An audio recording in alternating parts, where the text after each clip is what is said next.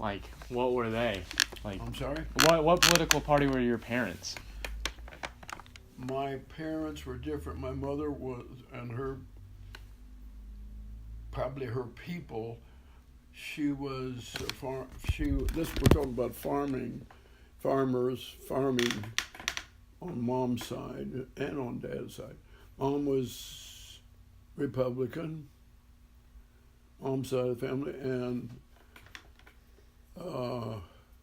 dad's side actively Democratic because one of them served on a school board. Let's see. My dad's father, my grandfather, those people were Democratic and farmers. And my uncle, dad's brother, Uncle Morris, built schools through the county government. And was. I didn't know that. No, yeah, I'm trying to think what it was. What his title was within the school community. That was a political entity, and my dad never had time for any of that. But his dad, my grandfather, was a elected. Oh, what do they call them? He handed out money during the Depression to people who were desperate. He was a township. I never knew all that. Dang it. I never knew about that. I'll get back to you with his title. Okay. So it was Democratic on my dad's side, Republican on the other. Was that like before the switch, like in 1965? Like where Republicans became more like Democrats and Democrats became more like Republicans? We never talked much about Mom. I think my mother, she never talked about, well, I certainly wasn't going to vote for Roosevelt, or boy, am I ever going to vote for Reagan. They never talked much about that. Democrat. I'm assuming, but I don't know. Maybe Mom got in the booth and pulled the Republican thing down. That was, what was the last question you asked me? Switching? Yeah, like the political parties kind of like, well, they say the same, or they didn't say the same, but they kind of like switched names. Like the Democrats became more like the older Republicans, and then the Republicans became more like the Democrats. I didn't have any sense of that being anything I paid any attention to, and I surely didn't focus on that either. That's the best I can answer that one. Okay, so your dad was like a civil servant. So he worked for the government, right? He was a civil engineer. State government and then federal government. And then, wait a minute. State government,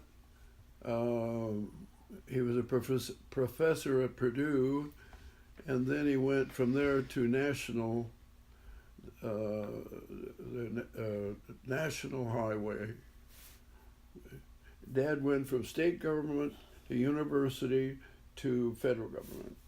Okay, so do you think that shaped his political opinion because he worked for the government? No. Okay, so before he started working, it was probably his parents more than. I'm sorry? It was probably his parents more than his job. I think they would be his family influence. Yeah. Okay, so you obviously like Obama. What did you like about him, and why did you? Well, some of that was what I didn't like about George Bush. And so who else is going to be around except another George Bush? What did you not like about George Bush? I read too much about him while he was in there doing things. And I was reading in a lot of different magazines because I wanted to. I started out in life trying to be independent. That's cool. Mm-hmm. Not to be prejudiced or anything. Yeah. And then, by the time Reagan came along, following Nixon, and then the national debt shot up into orbit somewhere.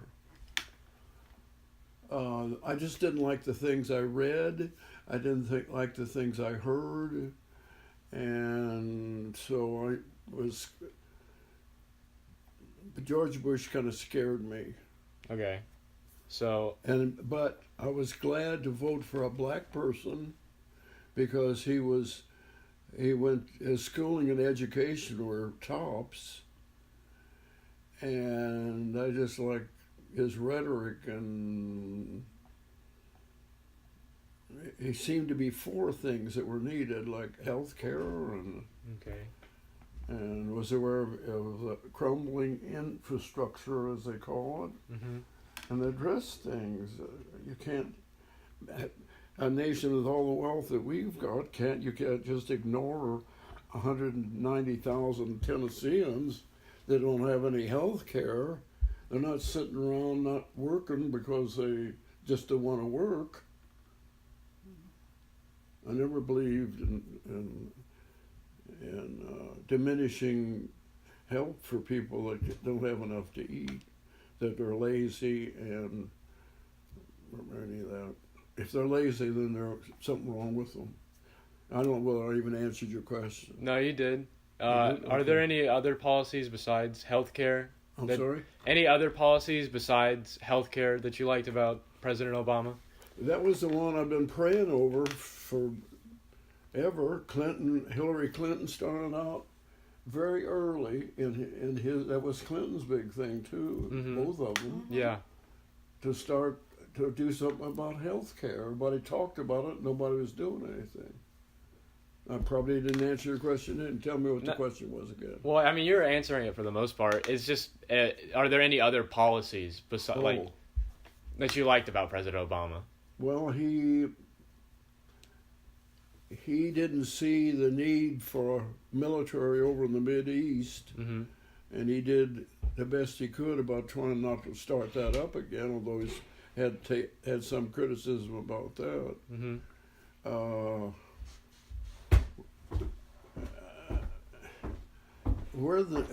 He seemed more attuned to what the needs really were, and tried to address the needs, not just a lot of talk. And as I tell Peter every once in a while, I've heard so much malarkey, political malarkey in my lifetime, that all I look at is to see what the heck they've done. I can't keep up with it on a day-to-day basis or week-to-week, but if they're doing something, that impresses me. All right. It just seemed like there was more promise in Obama, and he is also going to get a little bit of a lift because he's black. And if he's black, surely he will address the needs of black people, or we'll look at them, or listen to these guys. All right. So, what do you think in your lifetime has been the greatest failure on America's part? Like, just what do you think is the worst thing, or what do you think that they haven't failed, or they have failed at the most? Oh, that'd have to be healthcare. Healthcare? Oh, yeah, absolutely. Healthcare and any kind of care for people that need care and can't afford it. So like disability and...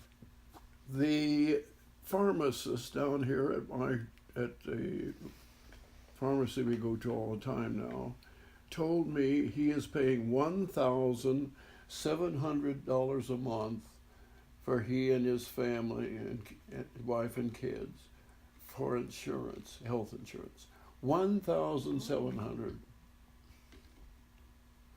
I've talked to as many doctors as I have time to listen. I've talked to nurses. I've talked to some specialists. I talked to the gal that is in charge of entry when you go to the hospital to get your appendix removed. You have to touch base with her. And the best I can come up with, the reason it fails because everybody's is too compartmentalized. Mm-hmm. I hope they don't do anything. A woman told me it cost me $100,000 to go to get my degree. I got to pay that back. All right. So it's like it's too compartmentalized and too expensive. What I put together is the change. When are you guys going to change? Because things were really bad, I'm so old I can remember the Depression Mm-hmm. more than I really can remember quite a bit about it as a little kid. And they used to have the county home. In all the counties in Indiana, they had the county home. And the county home was full of farmers Mm-hmm. who didn't have any place to sleep. They didn't have any roof over their head, no food. So they went to the county home. There aren't any county homes now because that's addressed by federal government and the state government. All right. So do you think that we should go towards something more like Obamacare or more like something in the European countries, like just free healthcare in general, but raise taxes and such? No, well, I think ideally, if you could get the pharmaceuticals together, if you could get the drug chains together, if you could get the AMA together, if you could get all the people that need to be involved in that whole thing in order to make it a viable component in everybody's life, they can do. That's not a real problem. A real problem when there's not any way anybody's got any notion there's no way we can do anything because it's a real problem. That's not a real problem. It's just that people have to sit down and work through it. The reason programs during the Depression, when thousands of people were out of work, thousands of people were hungry, soup lines and all that, didn't affect me any because Dad had a civil job. My observations were all looking out the car window when we drive past things that were going on. But help for anybody who needs help, like mentally ill people, millions of them, not a big deal going on for them. You don't see the lights on at the State House working on that 190,000 people that don't have health care. Why aren't they? My question is why, when I drive by the State House, won't I see a lot of office lights on? Because they're going like this, I think, my God, another month is going by here for 190,000 people. They keep dying off and getting sicker and sicker. I'll get to it next week. I'm going to go play golf. People that need help, that is mentally ill, anybody with medical issues are going to need help. Black people or anybody who is living in the ghettos or living in the projects, those things have to be addressed because they don't have anything to do. Hey, you want to make some real money?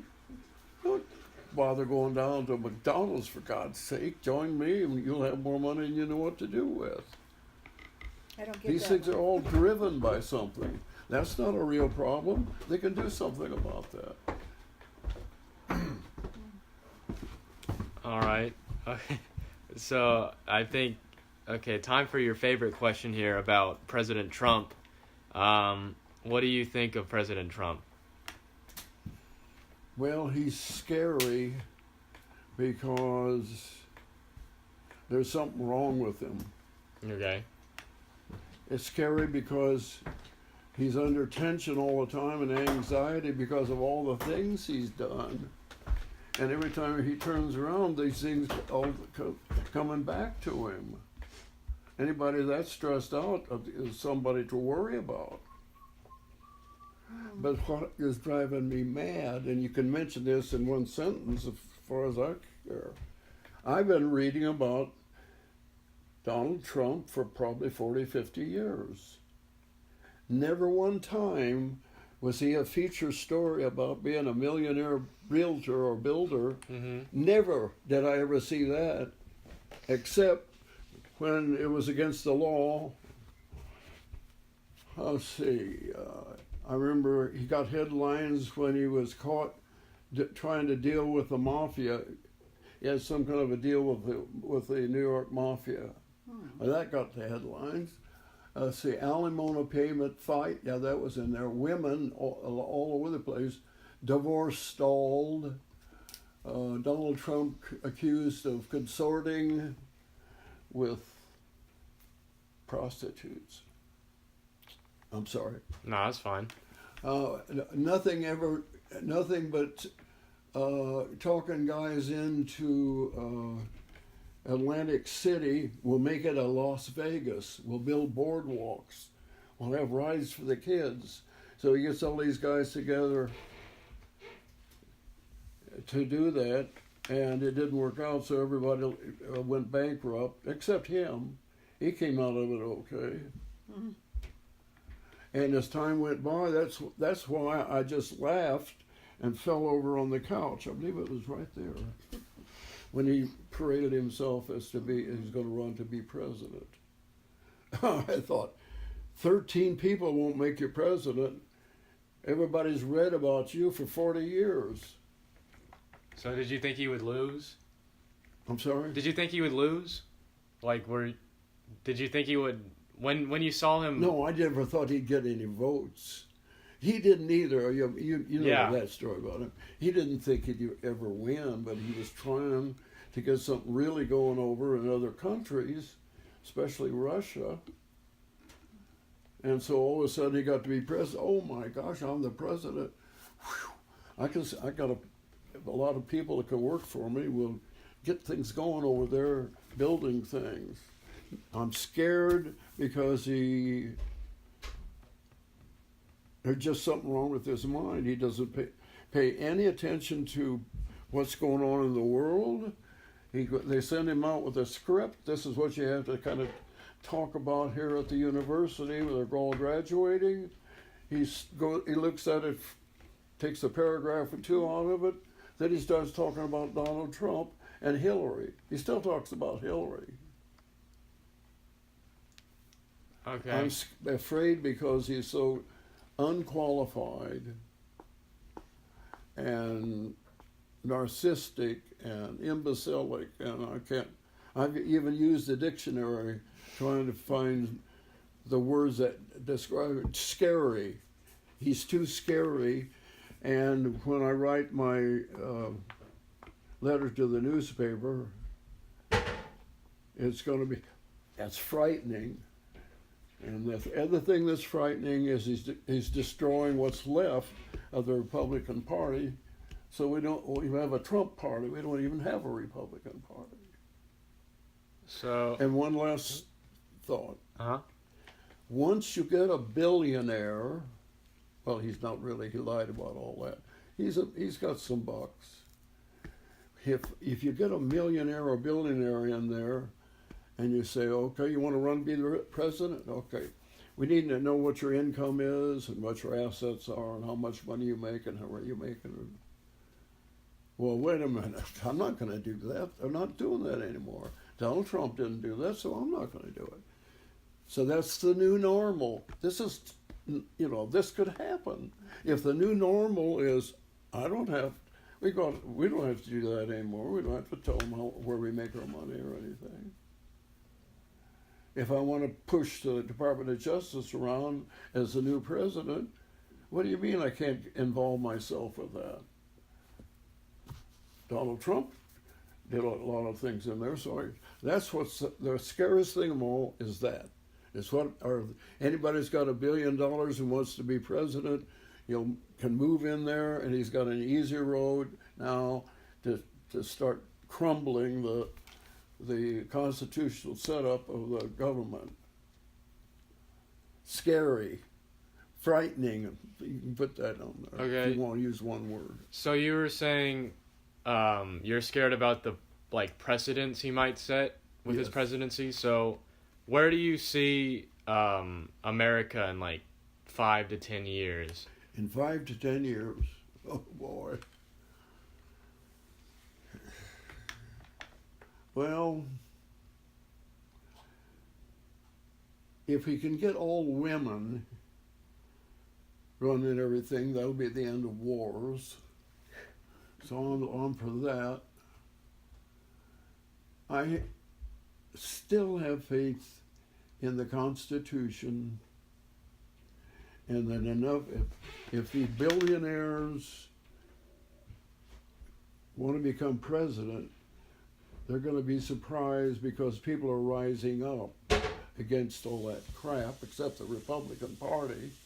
Well, there isn't a Republican Party. I guess that's fine. I think that there'll be a turnaround because young people, especially now, went out and voted the heck out of stuff. Yeah, the midterm I see election. more people I see more people tuned in to what's wrong and they're saying to each other, wait a minute, if nobody else is going, I'll go. You know, whoever's there runs it. I learned that. I was afraid of any kind of authority as a young person. Wait a minute, they won't expect too much of me. They won't? Huh? They won't expect? And the pessimism, because I can't understand who it is that would vote for Trump. Now I'm worried about where are people's minds anyway? Why? Who? It's been tough for me to figure out why anybody voted for him. Mm-hmm. How could in this country people? So first of all, I tell you that I'm having to learn why that happened and who's voting and why they are, because they don't care if he fails. They don't care if he had 25 prostitutes. Well, a lot of men didn't want a The base of female 23% president. apparently do not care about anything he does, anything he fulfills, anything he talks about, anything he feels at. Those 23% they're gonna vote for him no matter how big a failure he is. But I've heard other people, reporters, and every once in a while I read something about his brain, about his mind, about stress, and I could understand that. Frightening, he's too frightening. Get impeachment going, and the Republicans, or whatever they call themselves, have to all look each other in the eye and then say to one another, gosh, you know, I guess it's our fault. We shouldn't have ever let Trump. I mean, how do you get him up there in the first place to vote for him? Okay, I guess we better impeach. No, you first have to apologize to everybody. Then you impeach. You don't have to wait for the Democrats to do it. You guys are responsible, so you take them out of there. All right. So what do you? Okay. So another thing about okay, the future. I think there'll be a turnaround. Okay. So you think it'll change? You think Yes, after I do. Trump? Yes, All right. unless the caveat is, unless more billionaires. That's the big word to me. Is about he's setting a low normal. So somebody can come along here and say, well, Trump did this, or he didn't do it, and I'm not doing it, or I'll do it. And so you get everything a little less than it was before.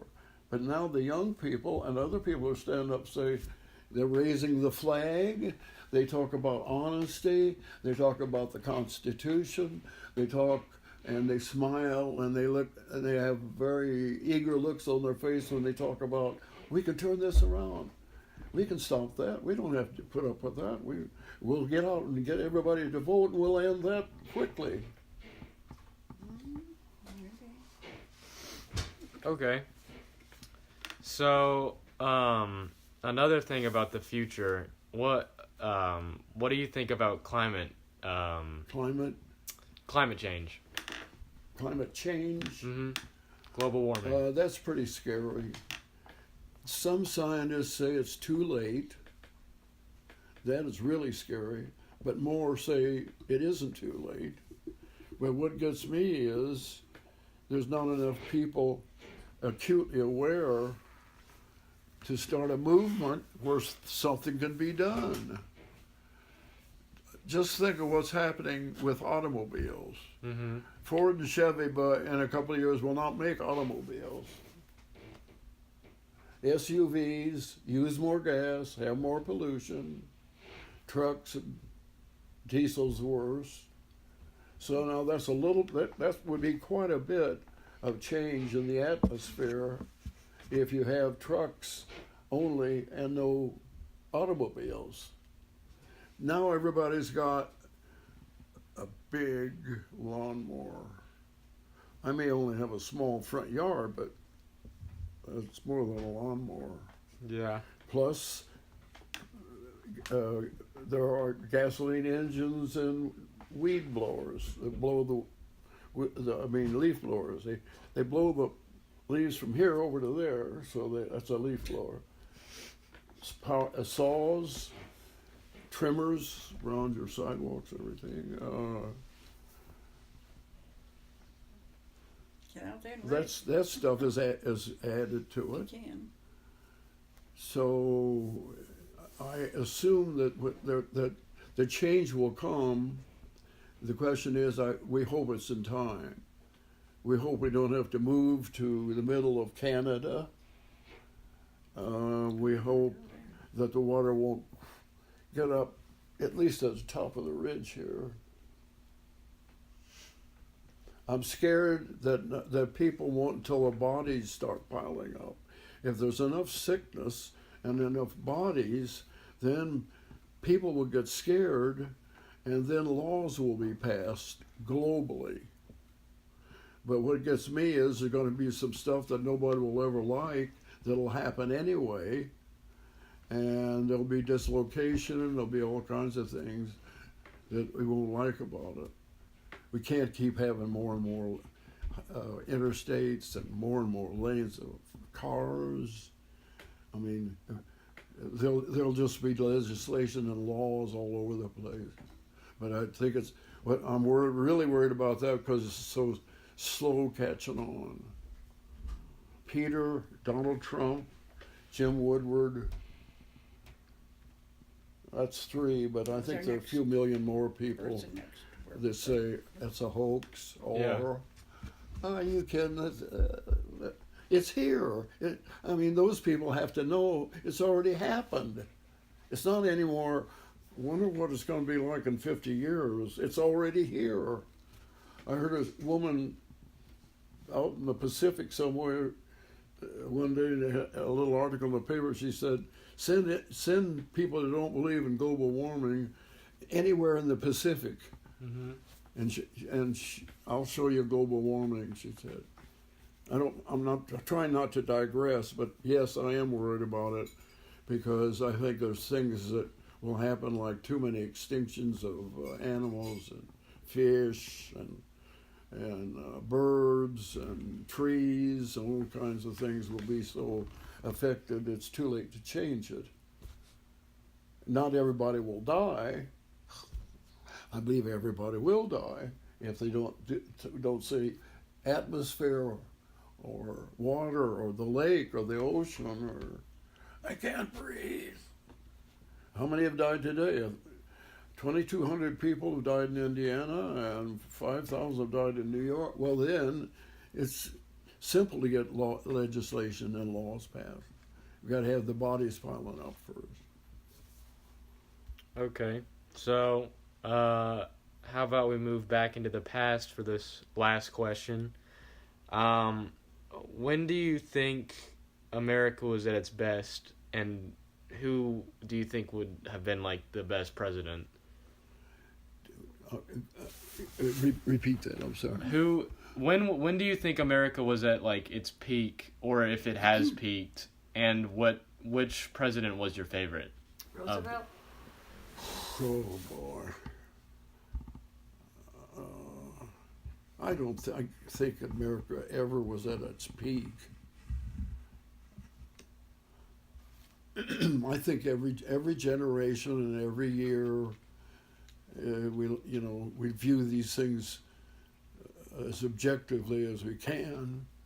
When I think back on my life, the 50s was a piece of cake because the GIs all came back, and all of a sudden the munitions factories making toasters, and real estate was not impossible because of FHA. Is that?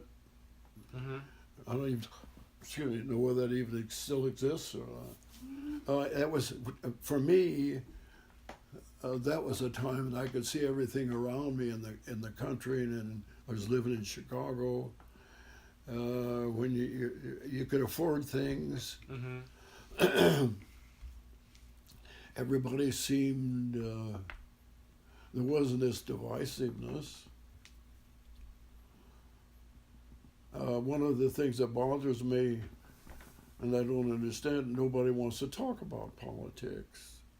They give you a funny look. Oh, you want to get on top of Trump again, do you, or whatever? And I realized one day I don't have anybody talking about politics with. They down at the store or down at the farm where everybody took their corn, or the farmers would all talk. Or back in the 19th century, people walked a long way to get to the tavern to sit around and talk about politics, national, and when are they going to get the canal through here? Well, I got news for you. We're not going to get a canal through here. We're trying to get the railroad through here because that's got a lot better, that kind of stuff. I don't think there's any. Every year, every generation has to deal with stuff, and I try to put all these things in place with George Bush, and Trump, and Nixon. I just had a feeling about those people. And Reagan, he was the great, what do they call him, the great communicator. You know? Mm-hmm. I never liked him because he didn't have the savvy, the experience, and the intelligence and the education. I want somebody like Clinton and Obama, people are really educated. They were both scholars, weren't they? Oxford. Oxford. I don't know where they went, but I'm not going to vote for, and I voted, of course, for Eisenhower because of his because of his ability as a general to kind of let the air out of not being at war anymore slowly enough, and not too fast. I don't have my favorite president would have been Abraham Lincoln, Going way back. and because I experienced Roosevelt, he was so popular that when the war came along, he three terms. yeah. Lincoln and Roosevelt would be my top two. All right. It's pretty good. You got your